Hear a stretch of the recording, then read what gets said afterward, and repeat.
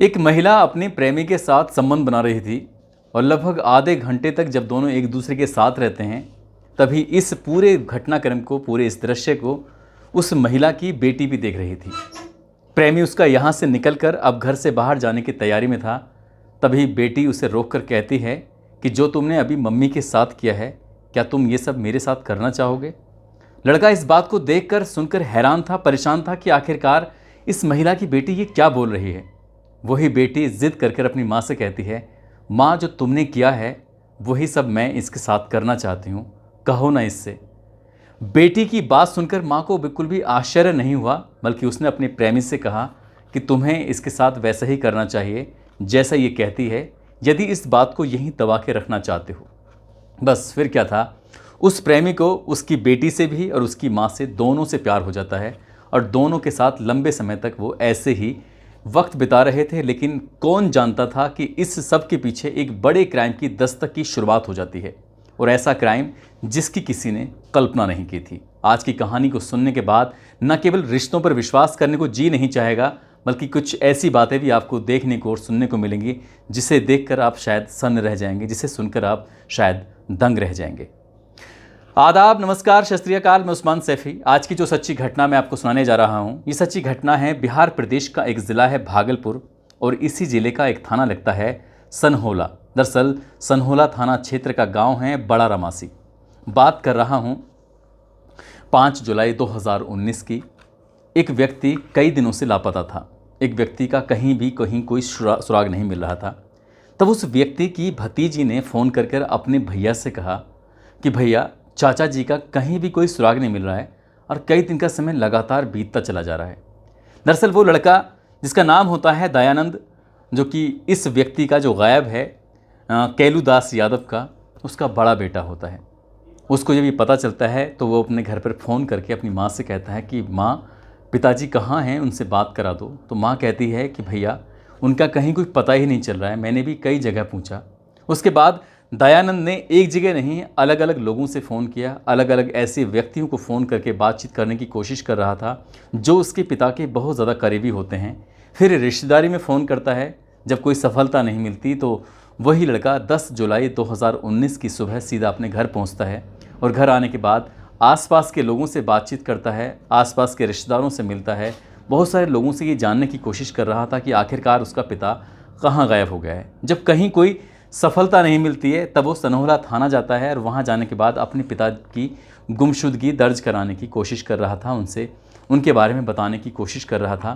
तुरंत ही यहाँ दौड़ते हुए माँ और बेटी दोनों थाने आ जाती हैं, और जैसा बेटे ने अपने पिता के बारे में बताया था वैसे ही वो भी बताना शुरू कर देती हैं।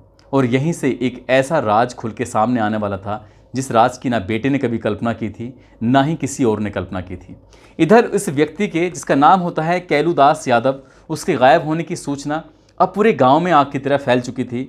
लोग बड़ी संख्या में उस कैलूदास को ढूंढने की लगातार कोशिश कर रहे थे, और तभी गांव से एक आवाज़ आती है। तभी गांव के लोग कहते हैं कि इनके घर के अंदर से अजीब तरह की दुर्गंध आ रही है। बस इतना सुनना था, इतना कहना था कि पुलिस मौके पर पहुंच जाती है। जो बड़ा बेटा होता है दयानंद, वो भी मौके पर पहुंच जाता है, और वो आने के बाद घर में ये तलाश करने की कोशिश कर रहे थे कि आखिरकार ये दुर्गंध आ रही है तो कहाँ से आ रही है। घर के आंगन में ही नई नई ईंटें बिछी हुई थीं, और उसी ईंटों के नीचे से कहीं ना कहीं दुर्गंध की जब बात आ रही थी। एफएसएल टीम, साथ ही डॉग स्क्वाड और पुलिस की और अन्य टीम जब घर पे आती हैं, आंगन में आती हैं, उस जगह की खुदाई होनी शुरू हो जाती है। काफ़ी मशक्क़त के बाद, काफ़ी देर के बाद आखिरकार उन्हें एक लाश मिलती है। वो लाश किसी और की नहीं होती, वो लाश होती है दयानंद के पिता की, जिसका नाम कैलूदास यादव होता है। अब यहाँ से एक राज खुलना था, और वो राज कुछ इस तरह से खुलता है। जैसे ही घटनाक्रम का ये लाश मिलती है, तुरंत ही गांव वाले इस लड़की पर, उसकी मां पर टूट पड़ते हैं। लड़की यानी कि उसका नाम होता है जूली यादव, और मां का नाम होता है सरिता यादव। गांव वालों को लग रहा था कि घर के अंदर से दुर्गंध आ रही है, और ये अभी के अभी थाने में गई हैं, और इन्होंने कोई रिएक्ट ही नहीं किया, इन्होंने कोई बात ही नहीं बताई। जबकि जो पड़ोसी हैं उनको घर से दुर्गंध आती है, ज़रूर कुछ ना कुछ दाल में काला है। गांव वालों ने जब मां और बेटी के साथ मारपीट करनी शुरू की, तब कहीं जाकर पुलिस की नींद टूटती है, और पुलिस मां बेटी को गिरफ्तार करके हिरासत में लेके सीधा थाने पहुंचते हैं, और थाने जाने के बाद इनसे बातचीत करते हैं। तब माँ और बेटी दोनों चौंकाने वाले खुलासे करते हैं। दरअसल माँ कहती है कि हमारे घर पर होटल चलता है और होटल के साथ साथ किराना स्टोर की भी दुकान है। जो बड़ा बेटा है वो ज़िला बांका में एक राजौन जगह है, वहाँ पर खलासी की नौकरी करता है, जबकि छोटा बेटा वो हमारे साथ रहता है। बेटी भी होटल पे काम करती है, माँ भी होटल पे काम करती थी और उसका जो पति था वो भी होटल पे काम करता था। घर में 4 सदस्य हैं, चारों के चारों किराना स्टोर और होटल पे काम करते थे। यहाँ पर लोगों के आने जाने का सिलसिला लगा रहता था और एक व्यक्ति जिसका नाम होता है दिनेश कुमार, जो कि पड़ोसी गाँव का रहने वाला था, उस लड़के का इस घर में आना जाना लगा रहता था। और एक दिन ऐसा होता है कि इस महिला का उस लड़के के प्रति अट्रैक्शन, थोड़ा सा कहें कि वो उसके प्रति आकर्षित थोड़ा ज़्यादा हो गया था और आकर्षित होने की वजह से ही उस लड़के ने इस महिला से कहा कि मुझे तुमसे प्यार हो गया है, मैं तुम्हारे साथ ज़िंदगी बिताना चाहता हूँ। लेकिन वो महिला कहती है कि मैं पहले से ही शादीशुदा हूँ, मेरे एक नहीं 3 बच्चे हैं, 2 बेटे हैं, 1 बेटी है, ये सब मुमकिन नहीं है। लेकिन लड़के ने जब अपील की तो वो महिला उसकी बातों के सामने ज़्यादा देर टिक नहीं सकी और दोनों एक दूसरे से बातचीत करने लगते हैं।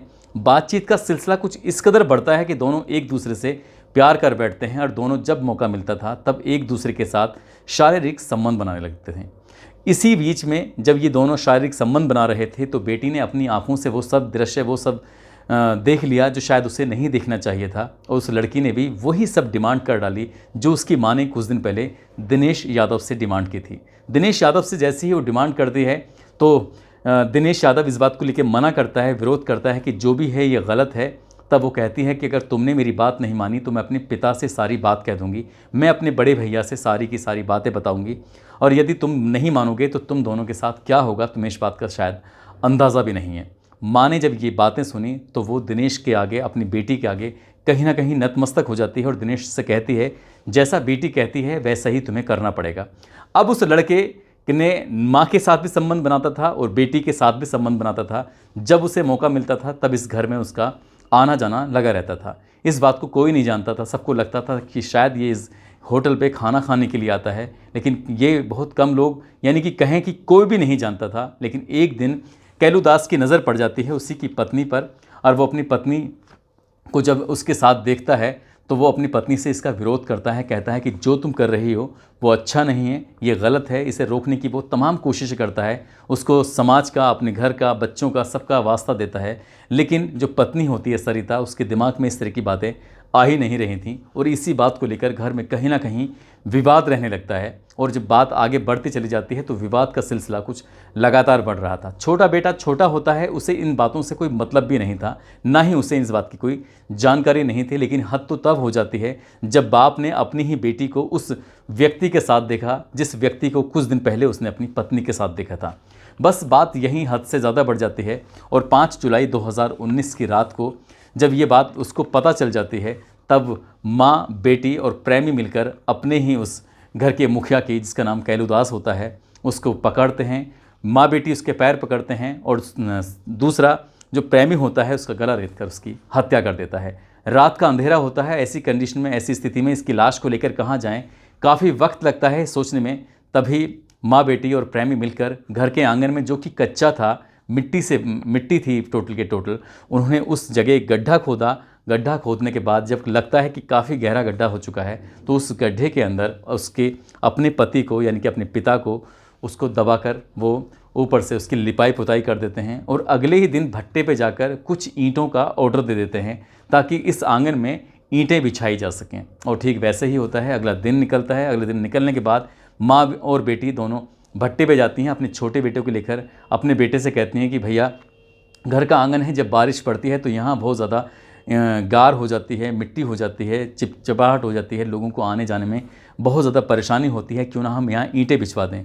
छोटे बेटे को भी शामिल कर लेते हैं और ईंटें बिछवा देते हैं। लेकिन वो नहीं जानते थे जिस लेवल पर, जिस जगह पर उन्होंने उस लाश को दबाया था, उस जगह पर वहाँ से दुर्गंध आना स्वाभाविक थी और ऐसा ही होता है जब पड़ोस में रहने वाले उसके भाई को उसके अपने भाई के बारे में पता चलता है कि वो गायब है, उसका कहीं पता नहीं चल रहा है, तब वो अपनी बेटी से कहकर उसके बड़े बेटे के पास फ़ोन कराता है कि चाचा का कहीं अता पता नहीं चल रहा है। और बड़ा बेटा आकर अपने पिता की जब खोजबीन करता है और घर से उठने वाली दुर्गंध के बारे में वो पता करने की कोशिश करता है। हालांकि माँ और बेटी ने उस दुर्गंध को दबाने के लिए तमाम कोशिशें की, तमाम प्रयास किए, लेकिन सफलता नहीं मिल पाई, क्योंकि जिस आंगन में उन्होंने ईंटें बिछवाई थीं उसी आंगन की ईंटें उखाड़ना शायद उनके लिए मुमकिन नहीं था। यदि उखाड़ते तो जाहिर सी बातें कहीं ना कहीं पता चल जाता। पुलिस ने इन सबको गिरफ्तार करने के बाद जेल भेज दिया था। और इस मामले में जब लोगों को पता चलता है तो लोग बेइंतहा गुस्से में आ जाते हैं और माँ और बेटी को बुरी तरह से मारते हैं, पीटते हैं। इन दोनों माँ बेटी ने न केवल रिश्तों की मर्यादाओं को तार तार कर दिया, बल्कि एक ऐसे रिश्ते को जन्म दिया जिस रिश्ते को ना समाज, ना परिवार, ना दोस्त, ना रिश्तेदार कोई भी इजाज़त नहीं दे सकता। दोस्तों, इस पूरे घटनाक्रम को सुनाने का उद्देश्य भी किसी को परेशान करना नहीं है, किसी का दिल दुखाना नहीं है, बल्कि आपको जागरूक करना है, आपको सचेत करना है। और जाते जाते कुछ लोगों के जन्मदिन हैं जिसमें पृथ्वीराज खेड़ा हैं, अजमेर के रहने वाले हैं, रिया हैं, ललित जायसवाल। इनको जन्मदिन की बहुत सारी शुभकामनाएं, बहुत बहुत मुबारकबाद। साथ ही जाते जाते जो लोग अच्छे कमेंट करते हैं, जो लोग नाम लेने की अपील करते हैं, उनके नाम भी लेना चाहूँगा। उन लोगों में राजदीप वाराणसी से हैं, कुर्बान खान राजस्थान से हैं, अफजल खान, ओम राठौर कोटा से हैं, मोहम्मद जकारिया, फजलुर रहमान बंगाल से हैं, मृत्युंजय देवरिया उत्तर प्रदेश के रहने वाले हैं, युवराज राणा सुधार जोधपुर के हैं, गिरीश चंद अब्दुल कादिर झारखंड से हैं, डॉक्टर वकील सैफ़ी मुजफ्फरनगर से, मोहम्मद अय्याज मेरठ से हैं, पीयूष यादव गाज़ीपुर से हैं, नाजिम रज़ा नासिक से हैं, कमलकांत राजस्थान से, गोपाल यादव बिहार से हैं, नरेंद्र सिंह गाज़ियाबाद से हैं, और दिव्या की आज शादी की सालगिरह है, जो मुझे बीच में पहले बोलना चाहिए था, मुझे पीछे से इशारा हुआ लिख कर, तो इसलिए मैं उसका बीच में बोल देता हूँ। दिव्या की आज शादी की सालगिरह है। आज के दिन की शादी हुई थी, जो कि मेरठ की रहने वाली हैं और फ़िलहाल शायद वो गोवा में जॉब करती हैं। नरेंद्र सिंह गाज़ियाबाद के हैं, राजकुमार बिहार से हैं, उस्मान मलिक मुजफ्फरनगर से हैं, महराज हसन बिहार से हैं, तालीम खान अलवर से हैं, हुज़ैफ नसीम शाहवेज त्यागी मुजफ्फरनगर से हैं। इन लोगों ने नाम लेने की अपील भी की थी। और कुछ लोग ऐसे भी हैं जिनके कमेंट बहुत अच्छे होते हैं, जिनके कमेंट अच्छे होते हैं, हम उनका भी नाम लेते हैं। यदि आप भी चाहते हैं कि हम आपके नाम लें तो आप अपना नाम, अपना पता, अपने बारे में थोड़ा सा बताएं ताकि हम आपके नाम ले सकें। और आप चाहें तो आप हमें मेल भी कर सकते हैं और मैसेज के माध्यम से भी आप हमें जानकारी दे सकते हैं। आप सब लोग अपना ख्याल रखें, सुरक्षित रहें। जय हिंद, जय भारत।